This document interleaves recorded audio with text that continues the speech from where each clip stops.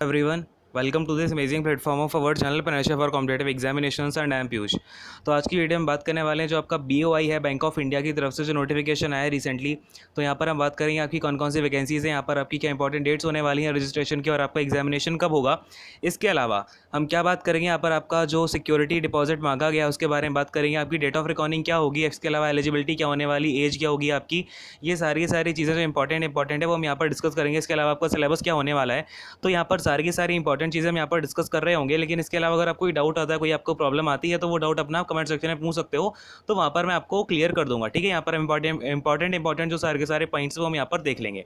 चलो खैर, यहाँ पर आप देखो, सबसे पहले जो आपकी वैकेंसीज़ हैं इनके लिए ऑनलाइन एप्लीकेशन फॉर्म आपके फिल होने शुरू हो गए हैं 16 ऑफ सितंबर 2020 से। ठीक है ना, और आपका लास्ट डेट है 30 ऑफ सितंबर 2020। और रेलेवेंट जो date for age and qualification, यानी कि जो आपकी age of date of recording होती है, वो है आपकी 1 ऑफ सितंबर 2020। ठीक है ना, तो याद रखना है आपको, अगर एज मांगी गई है जो भी, या फिर आपकी कोई एजुकेशनल क्वालिफिकेशन जो मांगी जाएगी, वो आपकी कौन सी डेट तक देखी जाएगी, 1 ऑफ सितंबर 2020 तक। ठीक है ना, और आपका tentative date of online examination आपको एडवाइस कर दी जाएगी सेपरेटली, यानी कि आपको अलग से नोटिफाई कर दिया जाएगा। ठीक है, जब भी आपका एग्जामिनेशन होगा। क्लियर है।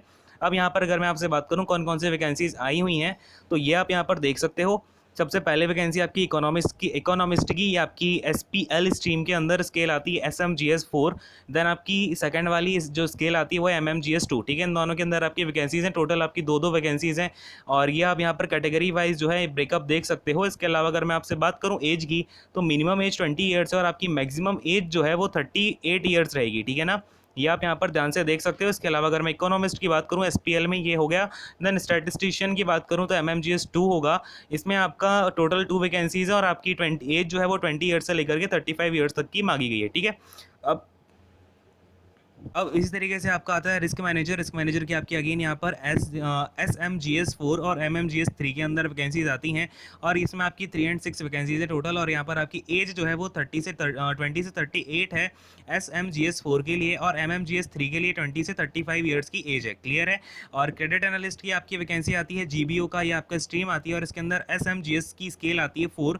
और इसमें टोटल वैकेंसीज आपकी 60 आपका जो कैटेगरी वाइज है वो आप यहाँ पर देख लो। इसके अलावा आपकी एज होगी वो 20 से 38 ईयर्स के बीच में मांगी गई है। क्रेडिट ऑफिसर्स की जो GBO वाली स्केल है उसके अंदर JMGS 1 के अंदर आपकी 79 वैकेंसीज नोटिफाई की गई हैं, जिसमें कि 20 से 30 ईयर्स के बीच में आपकी एज होनी चाहिए। और अगर मैं IT फिनटेक की बात करूँ, एक एक करके देखते जाएंगे। यहाँ पे हम IIT फिनटेक में आपका एक है SMGS 4, एक है MMGS 3 और एक है MMGS 2। ठीक है ना, यहाँ पर आपकी 7, 10 और 13 ये टोटल वैकेंसीज है। और यहाँ पर अगर मैं बात करूँ एज की, तो 20 से 38 है आपकी SMGS 4 के लिए। देन आपकी 20 से 35 है MMGS 3 के लिए, और MMGS 2 के लिए आपका 20 से 32 ईयर्स तक की एज मांगी गई है। देन IT डेटा साइंटिस्ट में आपका ये आपकी स्पेशल स्ट्रीम आ जाती है। इसमें आपका SMGS 4 की वैकेंसी है, 3 वैकेंसीज आपकी टोटल है, और इसमें आपका 20 से 38 ईयर्स के बीच में एज होनी चाहिए। IT डेटा एनालिस्ट में आपकी 2 हैं, MMGS 3 है और MMGS 2 है। इसमें आपकी 3 और 6 जो है वैकेंसीज नोटिफाई हैं, 20 35 एज होगी और 20 से 32। क्लियर है, या फटाफट से देखते जाओ यहाँ पे। देन आपका IT डेटा एनालिस्ट हो गया, इसमें भी आपके 2 स्केल आ जाते हैं, MMGS 3 और 2। 3 और 6 आपकी वैकेंसीज है, 20 35 22 32। ठीक है। इन्फो सिक्योरिटी है, इसमें भी आपकी 2 स्केल आ जाएंगी, SMGS 4 और MMGS 3। यहाँ पर आप देख लो, टोटल ये आपकी वैकेंसीज हैं दो, और 20 से 38 years and 20 to 35 years. Clear है।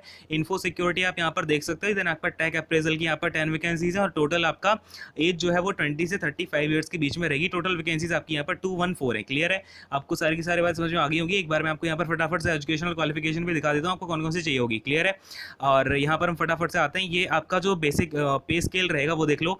पे स्केल आपका जूनियर मैनेजर ग्रेड स्केल, यानी जो अब JMGS 1 होगा उसका पे स्केल रहेगा आपका 42,000 रुपीज़ के लमसम इसमें आपको मिलेगा। ठीक है, अगर मैं आपको लमसम बताऊं, और इसमें आपको 45,000 मिलेगा। आपका जो MMGS 2 होता है, MMGS 3 के अंदर आपको 51,490 मिलेंगे। और यहाँ पर आपका जो SMGS 4 होता है, इसमें आपको 59,170 रुपीज़ मिल रहे होंगे। ठीक है ना, द अबव स्केल ऑफ पे बेसिक पे सब्जेक्ट टू अमेंडमेंट, यानी कि आपका जो bank of India officer service regulation 1979 के अकॉर्डिंग आपका पे स्केल वरी करता रहेगा। ठीक है, ये आपका टोटल यहाँ पर स्केल्स है जो मैंने आपको बताई थी ना अभी। MMGS 3 है, MMGS 2 है, SMGS 4 है, देन आपका JMGS 1 है। क्लियर, ये आपका अलग अलग स्केल होगी। देन आपकी एलिजिबिलिटी क्राइटेरिया क्या क्या होनी चाहिए एक बार हम देख लेते हैं। नेशनलिटी का तो आपका जो हमेशा रहता है वही रहेगा, इसमें हम टाइम वेस्ट नहीं करेंगे। एज और देख लो यहाँ पे। ठीक है, एज वगैरह मैं आपको बता ही चुका हूँ। एजुकेशनल क्वालिफिकेशन देख लो, ठीक है। ये देखो यहाँ पर आपकी वैकेंसीज हो गई टोटल, और पोस्टिंग देखो यहाँ पे आप ये बात समझ लो, यहाँ पे जो इकोनॉमिस्ट और रिस्क मैनेजर और क्रेडिट एनालिस्ट हैं, है ना, क्रेडिट एनालिस्ट छोड़ के आपका रिस्क मैनेजर और इकोनॉमिस्ट और स्टैटिस्टिशियन यहाँ पर आपका मुंबई में ही इनकी जो है पोस्टिंग होगी। और क्रेडिट ऑफिस पोस्टिंग होगी वो कहीं भी हो सकती है इंडिया में, ठीक है। इसके अलावा मैं आपको ये बताऊंगा जो आपके एग्जामिनेशन सेंटर है वहाँ कहाँ पर आप फॉर्म जो है वो भर सकते हो अपने एग्जामिनेशन सेंटर को सिलेक्ट करने के लिए, ठीक है ना। और क्रेडिट ऑफिसर की भी एनीवेयर इन इंडिया है। इसके अलावा अगर मैं बात करूं आपसे, मुंबई या फिर नवी मुंबई में आपका ये जितने भी आईटी डेटा एनालिस्ट हैं या फिर आपके आईटी से रिलेटेड जितनी भी जॉब्स हैं वो सारी की सारी मुंबई या फिर नवी मुंबई में होगी।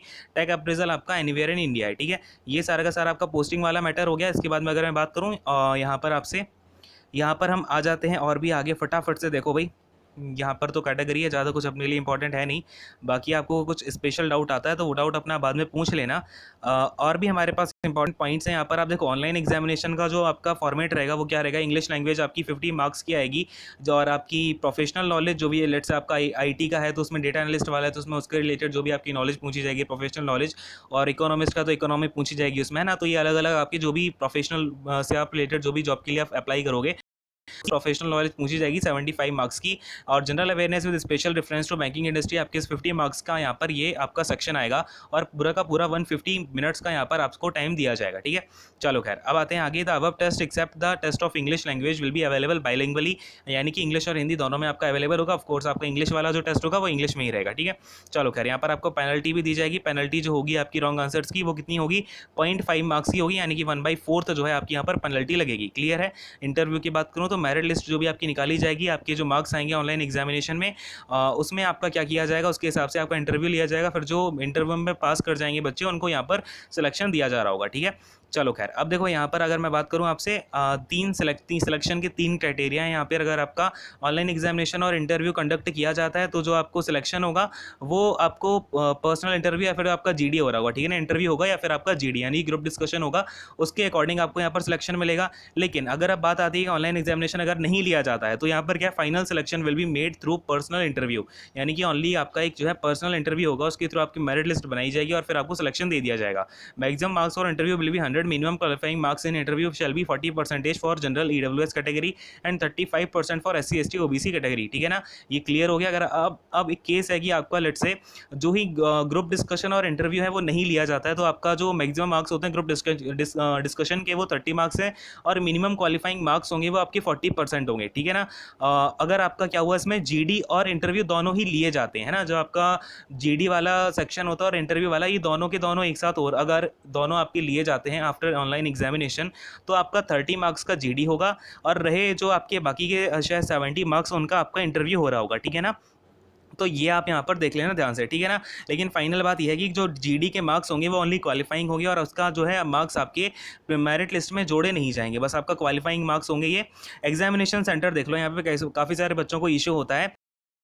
भोपाल, भुवनेश्वर, दिल्ली, हैदराबाद, जयपुर, जम्मू, कोलकाता, लखनऊ, मुंबई, पणजी, पटना, रायपुर, रांची, शिमला एंड तिरुवनंतपुरम, ठीक है ना। ये आपके एग्जामिनेशन सेंटर्स हैं, जैसे नोट करके देख लेना अपना। आपका कोई अगर सुटेबल बनता है तो आप इसके लिए अप्लाई कर सकते हो, ठीक है ना। अगर आपका ज़्यादा दूर है तो उसके लिए आप अप्लाई ना करें, बेटर होगा, ठीक है। लेकिन अगर आप ट्रांसपोर्टेशन जो है अपना अफोर्ड कर सकते हो इस टाइम पर तो आप उसका कर लेना।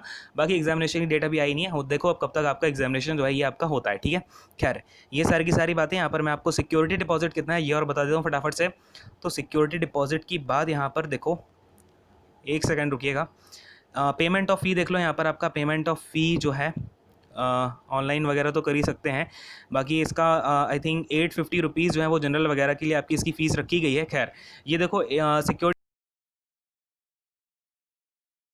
डिपॉजिट के लिए जो आपका सिक्योरिटी डिपॉजिट होगा वो होगा 1 लाख रुपीज़ का, और जो MMGS 2 के लिए होंगे उनका 2 लाख रुपीज़ का सिक्योरिटी डिपॉजिट होगा। MMGS 3 के लिए या फिर इसके अबव जो भी आएंगे आपके उनके लिए 3 लाख रुपीज़ का यहाँ पर जो है आपका सिक्योरिटी डिपॉजिट लिया जाएगा, ठीक है। सिक्योरिटी डिपॉजिट बोल दो या फिर इसको आप बॉन्ड भी बोल सकते हो, ठीक है ना। अच्छा, ये बॉन्ड कितने ईयर्स के लिए होगा तो यहाँ पर देख लो, selected candidate will be required to deposit a specified amount as security deposit refundable after 3 years of satisfactory service. The said amount will be forfeited in case if she or he leaves the bank before completion of 3 years, ठीक है ना।